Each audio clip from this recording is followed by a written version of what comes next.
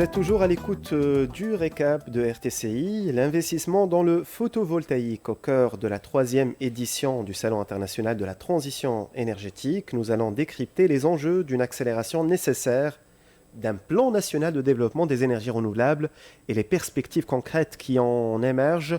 Et nous avons le plaisir de recevoir avec nous M. Ali Kanzari, président de la Chambre nationale de l'énergie photovoltaïque. Bonjour, bienvenue sur RTCI. Merci Zied. Je suis honoré d'être dans votre radio là. Oui. Voilà. Aujourd'hui, vous avez évoqué le Salon international de la transition énergétique dans sa 3e édition. Oui. Vous avez évoqué aussi le programme national et la stratégie nationale de la transition énergétique. Si vous pouvez nous présenter en quelques mots justement cet événement, sa portée, son rôle sur la stratégie nationale énergétique. Ce salon il est dans sa 3e édition. Il comporte plusieurs axes. Notamment, nous, on veut sensibiliser toute la population tunisienne,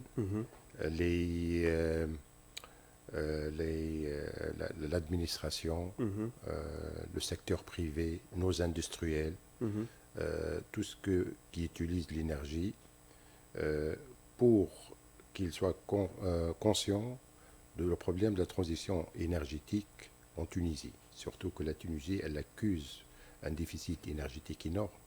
On n'a pas de dépendance énergétique. Donc 60% de nos besoins sont importés, soit sous forme de combustible, soit sous forme principalement gaz naturel de l'Algérie.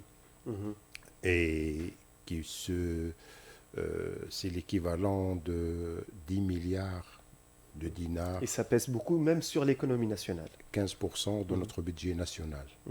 Donc c'est énorme. Donc c'est le grand déficit de la balance de paiement en Tunisie, c'est porté par l'énergie. Donc c'est une question de vie et de mort de passer à la transition énergétique en Tunisie. Vu l'attarissement des ressources, donc on a beaucoup de soleil, on a beaucoup de gisements de vent, donc il est temps d'accélérer cette transition pour le bien-être des Tunisiens. Et aujourd'hui, les énergies renouvelables, d'une façon générale, et l'efficacité énergétique sont moteurs de développement. Oui. On peut avoir un taux de croissance de 2 à 3% rien qu'avec le développement de ces sources d'énergie. Et l'énergie, on ne le trouve pas dans la consommation dans la maison, on le trouve dans le véhicule, la voiture. Je vais parler de la voiture d'une façon générale. Les années 80 à la Tunisie, dans la consommation énergétique, le secteur industriel qui a le part de Lyon. Donc il dépassait les 45%. Puis le reste est réparti sur le résidentiel et sur le secteur transport. Maintenant, le secteur transport est devenu... Il prend le dessus. Il prend le dessus. Le transport, c'est-à-dire les voitures électriques avec le développement des voitures électriques. Malheureusement, en Tunisie, on n'a pas la culture de transport en commun. Lorsqu'on passe en Europe, en Asie, le transport en commun, il est très, très développé. On souhaiterait qu'il y aura un transport commun, responsable, efficace.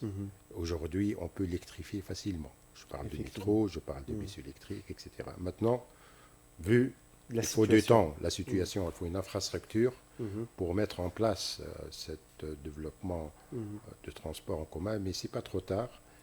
Passons à la voiture électrique ou hybride rechargeable, qui sont très encouragées. Ils n'ont pas trouvé un grand engouement en Tunisie. Voilà. C'est un problème il faut sensibiliser. De culture peut-être. De culture, les taxes sont là. Mais les exonérations, les taxes réduites à 0%. 0%. Est-ce que ça a été au centre du colloque? Oui, on a fait un panel qui était animé par le président de la Chambre, Ibrahim Dabbech, les concessionnaires. C'est très, très intéressant. Quel est leur constat? Le constat, ils disent il faut que l'État accompagne par les lois, outre l'exonération des taxes Oui. douanières et la réduction de la TVA qui est de 7%, il faut les bornes de recharge. Les bornes, oui. Les gens, ils ont peur d'acheter une voiture, ils prennent la route, ils ne trouvent pas où la charger. Aujourd'hui, comme vous savez, la STEG, elle a le monopole de la distribution de l'électricité. Donc, ce n'est pas casser le monopole, mais c'est-à-dire donner aux distributeurs, comme les stations-service, de s'équiper. Déjà, ils sont équipés, hein, mais ils vendent gratuitement, parce que la loi n'est pas mise en vigueur. Donc, on attend que cette loi soit mise en vigueur. Ça va permettre aux gens de changer de réflexion et d'aller vers le véhicule électrique. Il faut aussi, malgré les taxes, il faut que les prix baissent encore.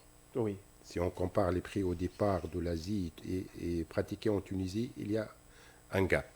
Donc, le prix, il est très élevé par rapport aux voitures. Donc, ici, il faut, c'est une loi de l'offre et de la demande. Si on a plusieurs compétiteurs, je crois, il y en a plus que 30 distributeurs de véhicules, peut-être permettre au privé d'importer les véhicules avec la nouvelle loi qui va sortir là maintenant, permettre à tous les Tunisiens. Et même l'État, il doit donner l'exemple. Voilà, pour commencer avec les bus. Ouais. On vient d'importer des bus diesel alors qu'on aurait dû miser justement sur des bus. Tout à fait d'accord. Voilà. Moi aussi, j'ai réagi avec ça. Ça, c'est très important. Vous avez cité le secteur de transport et on a parlé des voitures électriques, c'est très important. Maintenant, passons à l'industrie. Et là, il y a le photovoltaïque qui est très important. Il faut que toutes les industries et toutes les grandes usines misent sur ce potentiel énorme. Oui. Où est-ce qu'on est actuellement? L'industrie, c'est un grand consommateur. Oui. Ils sont obligés. Aujourd'hui, surtout l'industrie exportatrice, avec le mécanisme d'ajustement carbone à la frontière, qui sera mis en vigueur janvier 2026. C'est demain. Aujourd'hui, les industriels qui exportent, qui n'ont pas un contenu renouvelable dans leur production, ils seront taxés à partir de 2026, taxe carbone estimée à 80 € la tonne. D'accord. Et heureusement pour nous, ils ont touché déjà les grands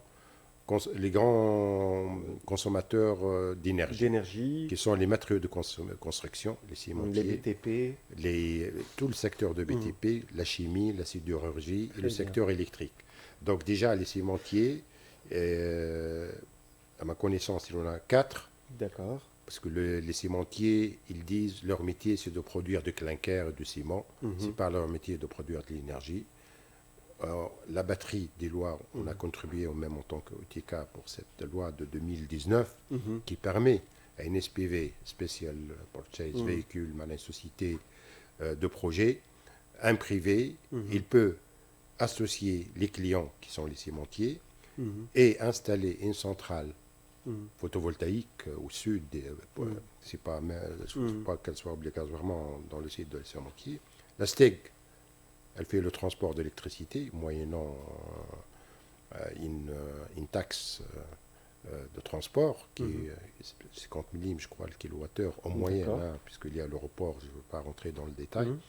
Et ça a permis maintenant à un projet qui va rentrer en vigueur par un porteur privé à Kérouan, 100 MW, pour alimenter ces aimanteries en photovoltaïque. Donc, deux autres cimenteries vont rentrer aussi dans la... Donc, suite à cette mesure annoncée par l'Union européenne de zéro carbone par rapport à l'année 2026, il y a des privés, des sociétés privées, vous parlez des industriels, du BTP et tout, qui ont commencé à mettre en place des mini-centrales photovoltaïques pour assurer... Tout à fait, donc, et il y a eu une compensation de la part de l'État après parce que les coûts sont pris en charge totalement par les entreprises ou il y a un appui de la part de l'État?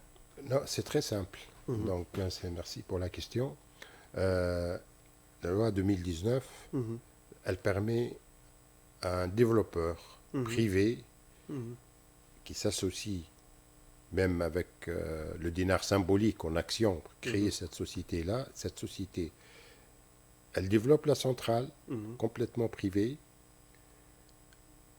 l'Asteg, elle transporte cette électricité jusqu'à l'end-user et le coût, il est beaucoup plus faible que le coût pratiqué par l'Asteg. Aujourd'hui,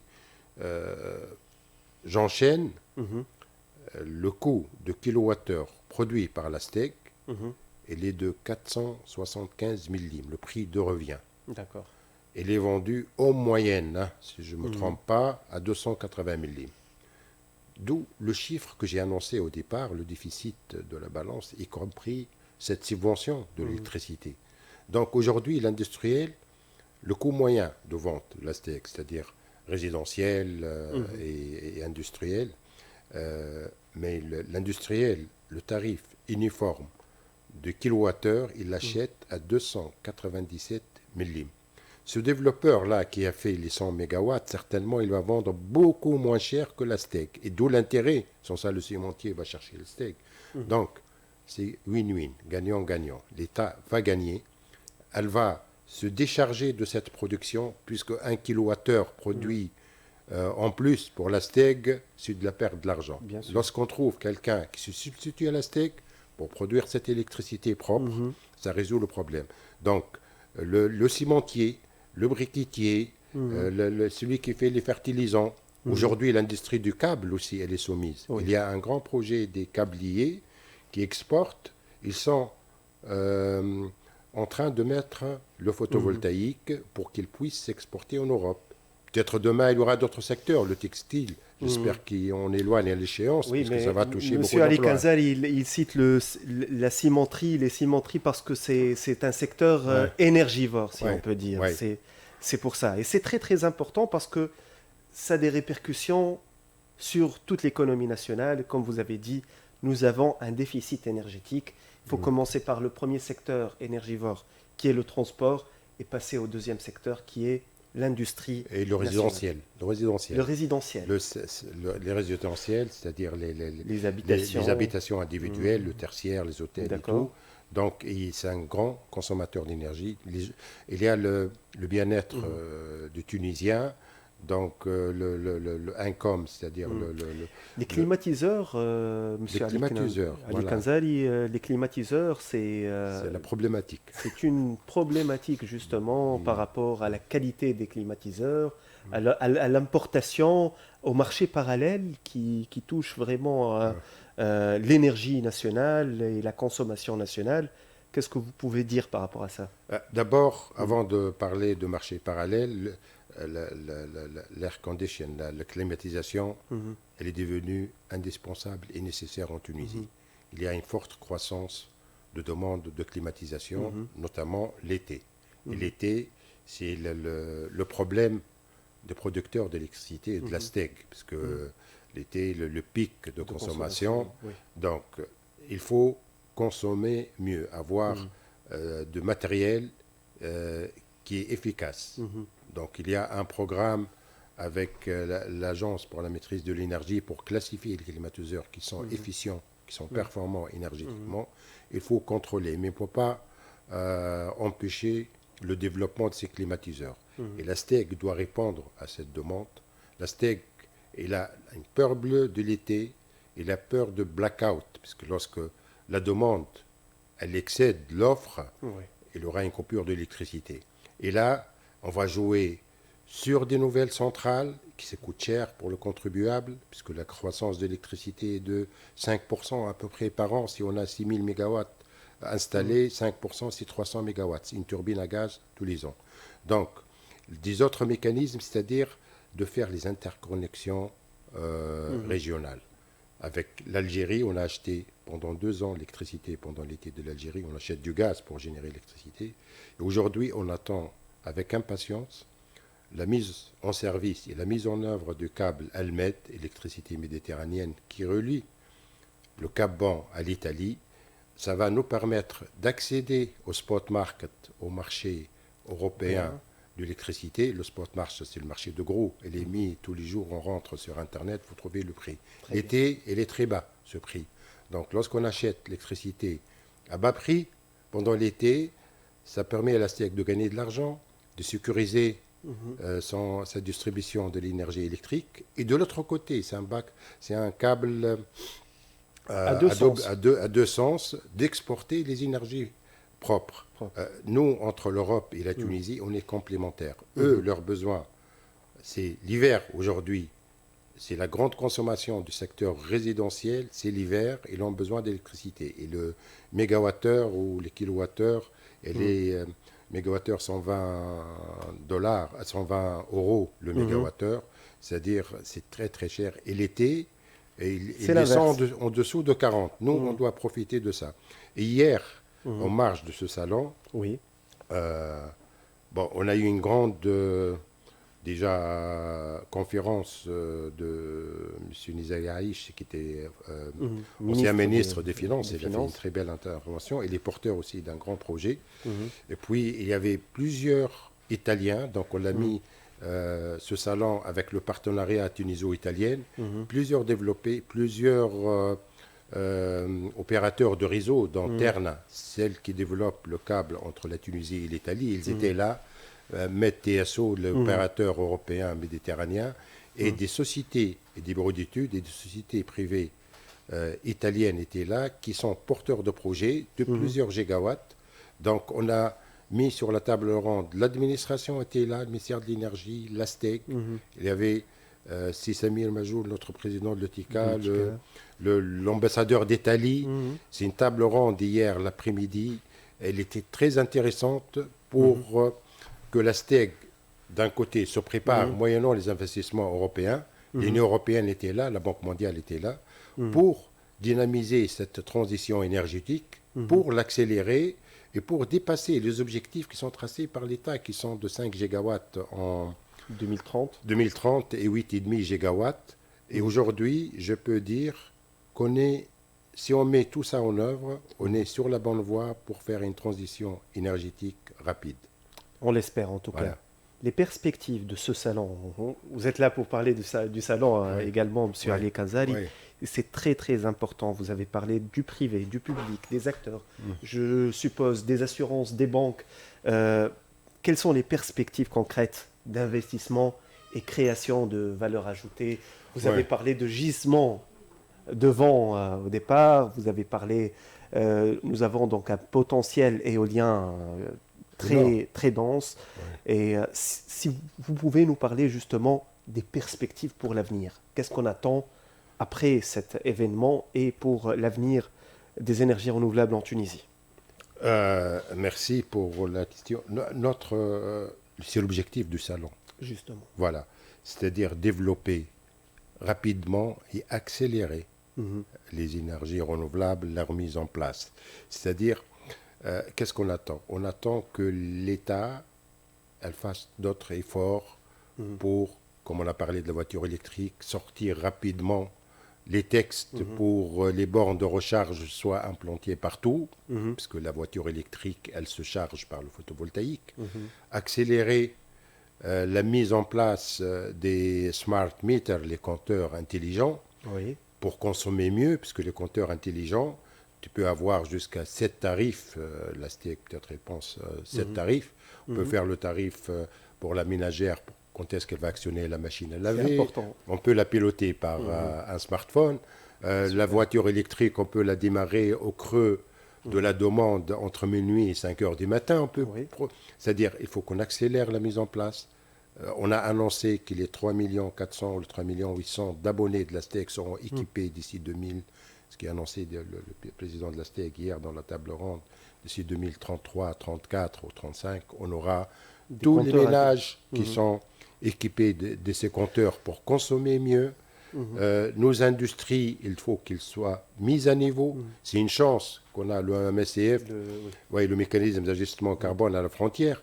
Pourtant, que la Tunisie, nous avons un expert hier, il a signalé, moi je partage son avis, que la Tunisie n'est pas pollueur, l'Afrique n'est pas pollueur. C'est l'Europe qui est pollueur. Ils ont mis sa taxe. C'est les États-Unis, oui. L'Europe, les États-Unis qui nous a imposé, et l'Europe qui nous a imposé sa taxe.